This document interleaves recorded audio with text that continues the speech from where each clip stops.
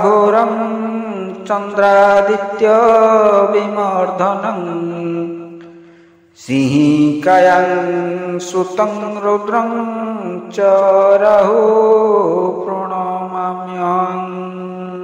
ॐ राहु महाग्रहाय नमः। आसन्तु जानिबा राहु ग्रह विषय रे। राहु ग्रह को आपण माने आगे जानतु। से हेउछंती पश्चिम दिगर अधिपति। तांकर दिग पश्चिम। म्लेच्छ जाति। म्लेच्छ जाति रे तांकर जाउची। माछ मांसर स्वाद रे रसरे से तृप्ति लाभ करती माने संतुष्ट होती।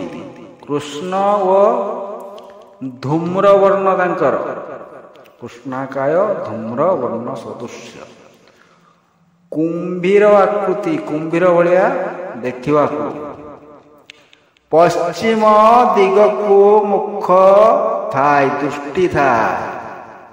राहु मुंड सदृश्य कहीं मुंड ग्रह कहा जाए ना। जेतेबेले समुद्र मंथन होइथिला सेतेबेले राहु अमृत पाइबा आशारे लुचि लुचि आसी अमृत जेतेबेले बंटा जाउथिला सेतेबेले से लुचि लुचि आसी पाइबाकू लुचि करी बसीथिला एवं तार हस्तरे जेतेबेले अमृत टिके पड़ीगला से सटकिना खाई देइथिला। तेणु ताकू भगवान कौन करथिले तार गंडी मुंड अलगा करि देथिले। तेणु गंडीटा तो केतु हैला। तेणु मुंडटी को राहु ग्रह भावरे आमे जानू। तेणु सेइति पई तांकू मुंड ग्रह कहा जाए। आसंतु जानिबा जन्म राशि रे राहु रहिले कौन हुए। देखंतु राहु ग्रह गोटे राशि रे 1.5 वर्ष पर्यंत रही अन्य राशि को जाए। तेणु पांजी अनुसार क्यों राशि रे चलन करचंती सेही समय रे आपण क्यों ग्रह आपणक राशि अच्छी जानी सतर्क होगा पाई मुई सब वीडियो करूची जानी परिबे। तेणु जन्म राशि रे राहु रहिले कौन हुए आसंतु जानिबा। मस्तिष्क उपरे विशेष प्रभाव पकाई थाए। से मस्तिष्क माने मुंड उपरे तांकर प्रभावटा थाए सेतिपई मुंड विचलित हुए। मानसिक विवृत्ति देखा जाए। मन ठीक रहे नहीं। सब भूल कार्य करी बसंती सेतिरे फल किछि मिले नहीं। विफल हेबाकू पड़े अपदस्थ होबाकू पड़े जो काम करथिबे। शेषरे हताश भाव आसे निराश हुई आपण माने हताश हुअंती। आसंतु द्वितीय स्थान रे राहु रहिले कौन हुए। एई समय रे भी सेते शुभ पाइबेनी। कार्य रे आपणकर सेई व्याघात रहिबो।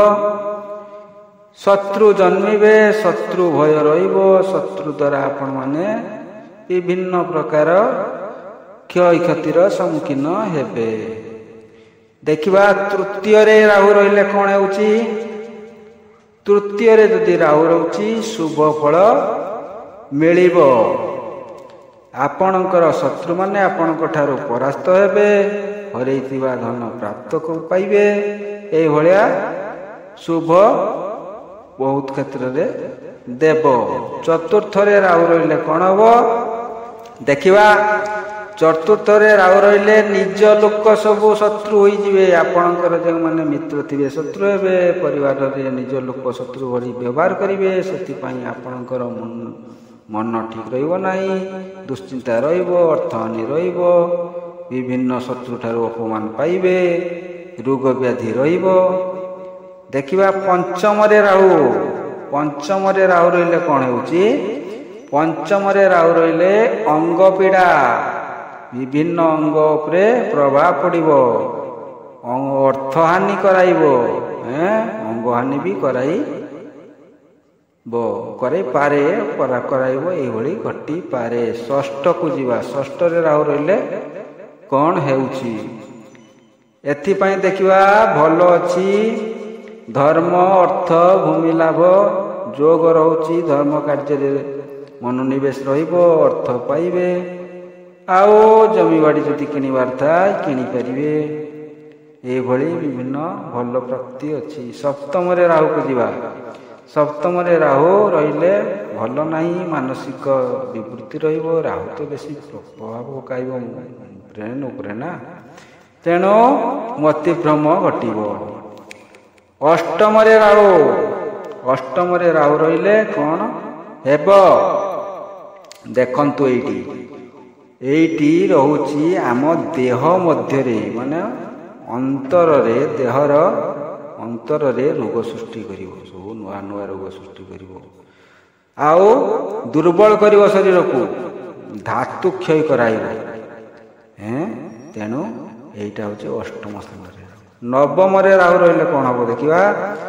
ନବମରେ ରାହୁ ରହିଲେ ଆପଣଙ୍କର ପାଦ ଘୋଳା ପୀଡ଼ା, ପାଦର ବିଭିନ୍ନ ପ୍ରକାର କ୍ଷୟ କଟା,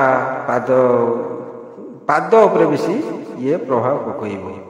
ଆଉ ଏଥିରେ ବି ମଧ୍ୟ ଅପହରଣ ଯୋଗ ଘଟିପାରେ। ଆପଣଙ୍କର ଅର୍ଥ ଅପହରଣ ହେଇପାରେ କିମ୍ବା ବିଭିନ୍ନ ଅପହରଣ ସମସ୍ୟା ଜୁଟିପାରେ। ଦଶମରେ ରାହୁ ରହିଲେ କ'ଣ ହେବ ଦେଖିବା। କାର୍ଯ୍ୟକ୍ଷେତ୍ରରେ ଏଇଟା ଶୁଭ ଫଳ ପ୍ରଦାନ କରୁଛି। ଦଶମରେ ଯଦି ରାହୁ ରହୁଛି, ଯେଉଁ କାର୍ଯ୍ୟ କରିବେ ଶୁଭ ଫଳ ପାଇବେ। ଏଇନ ଅସୁବିଧା ନାହିଁ। ଆପଣ ଯେଉଁ କ୍ଷେତ୍ରରେ ଥାନ୍ତୁ, ବେପାର ବାଣିଜ୍ୟ କିମ୍ବା ଯେଉଁ ବୃତ୍ତି କରୁଥିବେ, ଚାଷବାସ, ସବୁ କ୍ଷେତ୍ରରେ ଏଠି ଶୁଭ ଫଳ ଦେବ। ସେଇ ସମୟଟା ସବୁ କ୍ଷେତ୍ରରେ ଶୁଭ ପାଇବେ। ଏକାଦଶରେ ରାହୁ ରହିଲେ ବହୁତ ଭଲ। ଏଇଟା ଆହୁରି ଦଶମ କ୍ଷେତ୍ର ଅପେକ୍ଷା ଏକାଦଶ କ୍ଷେତ୍ରରେ ଆହୁରି ଅଧିକ ଶୁଭ ଫଳ ଦେବ ସବୁ କ୍ଷେତ୍ରରେ। ମାନେ ଦଶମ ଠାରୁ ଏକାଦଶରେ ରହିଲେ ଆହୁରି ଶୁଭ ଫଳ ବଢ଼ିବ। ଦ୍ୱାଦଶରେ ରାହୁ ରହିଲେ ଏଇଠି ସେ ଯିବା ସମୟରେ ଖରାପ କରିକି କରୁଛି। କ'ଣ ନା ନାନା ପ୍ରକାର କ୍ଷୟକ୍ଷତି ଘଟାଇବ। ଏଇଠି ସେ ନାରଖା କରିବ। ଏଇଭଳିଆ ଥିଲା ରାହୁଙ୍କର ରାଶି ଉପରେ ବିଚାର। ମୁଁ ଜଣେଇବାର ଉଦ୍ଦେଶ୍ୟ ହେଉଛି ଆପଣମାନେ ପାଞ୍ଜି ଦେଖି ସତର୍କ ହୋଇ ହେବେ, କାର୍ଯ୍ୟ କରିବେ। କେଉଁ ଗ୍ରହ ରହୁଛି ସେଇ ଅନୁସାରେ, କେଉଁ ଫଳ କେତେବେଳେ ଦେଉଛି ସେଇ ଅନୁସାରେ କାର୍ଯ୍ୟ କରିବା ପାଇଁ ମୁଁ କରିଛି। ତେଣୁ ରାହୁ ଗ୍ରହ ରହିଲେ ଆପଣମାନେ ରାହୁଙ୍କର ଧ୍ୟାନ କରିପାରିବେ। ତେଣୁ ରାହୁଙ୍କର ଧ୍ୟାନ କଲେ ଏଇଟା ହେଉଛି ବଡ଼ ପ୍ରତିକାର। ତେଣୁ ରାହୁଙ୍କ ଧ୍ୟାନ ପାଇଁ ଆସନ୍ତୁ ସେଇ ମନ୍ତ୍ରଟି ଜପିବା। ଓಂ ଅର୍ଦ୍ଧକାୟଂ ମହାଘୋରଂ ଚନ୍ଦ୍ରାଦିତ୍ୟ ବିମର୍ଦ୍ଧନଂ ସିଂହିକାୟଂ ସୁତଂ ରୌଦ୍ରଂ च राहु प्रणमाम्यहं। ओं राहु महाग्रहाय नमः। जय जगन्नाथ। जगतर मंगल करंतु प्रभु।